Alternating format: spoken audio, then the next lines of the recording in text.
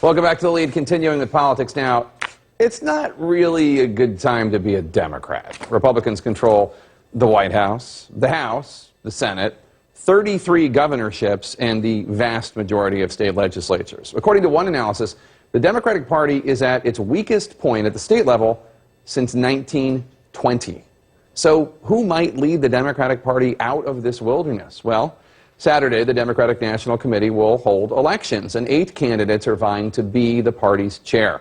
Tonight, CNN will give each one of them a platform. They'll debate why they should be the next leader and the direction they want to take this party. Let's bring in CNN's Sunlen Serfaty. And Sunlen, President Trump gave something of a shout-out to one of the candidates today, noting that Congressman Keith Ellison of Minnesota long ago predicted that there might be a Trump White House. He did. Keith Ellison said early on in the primary that Democrats should be taking Trump much more seriously. And now Ellison, as one of the frontrunners of this race, could have to follow his own advice if he does go on to take the helm at the DNC. Going into Saturday's votes, there are huge implications for the Democrats. This is a party badly in need of a reboot. And the big question this race will answer, who will hit the reset button?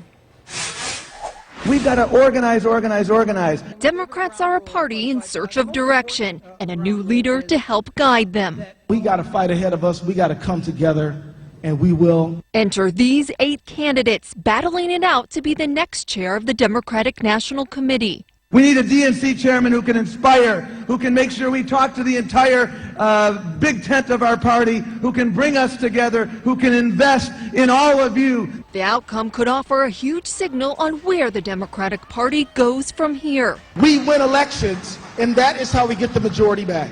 Just look at the 2 frontrunners, becoming something of a proxy war between the Sanders and Clinton factions of the party.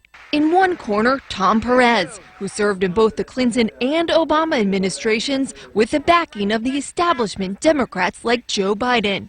And just today, Perez rolling out the endorsement of the heads of 4 DNC caucuses.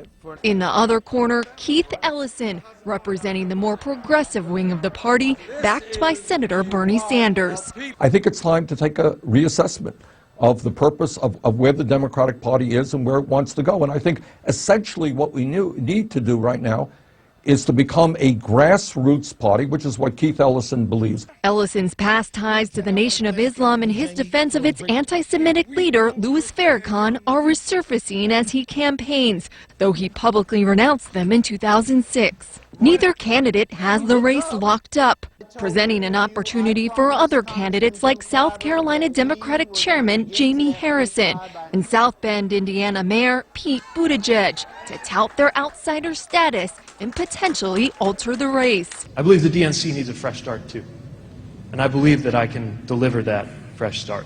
Buttigieg picking up the endorsement of former DNC Chair Howard Dean today. He's the outside the Beltway candidate. This party is in trouble. The Democratic Party is in trouble. They've been relegated to minority status in the Trump era, still reeling after suffering a big loss in November and their majorities in the House and Senate before that. It's a contest of ideas as to which direction to take the party.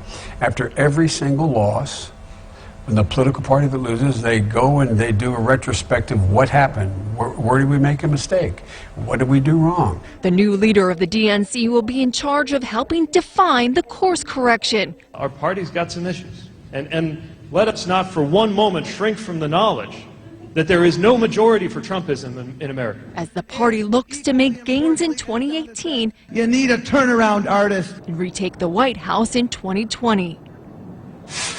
And going into Saturday's vote, a candidate will need a majority of the 447 committee members to win, but none of the candidates have secured enough votes yet. Aides to several candidates, though, tell us that they think Tom Perez has a very narrow lead over Keith Ellison. So what will very likely happen, Jake, is this will go into several rounds of voting on Saturday before they ultimately settle on a winner. All right. Sunlen Serfaty, thank you so much.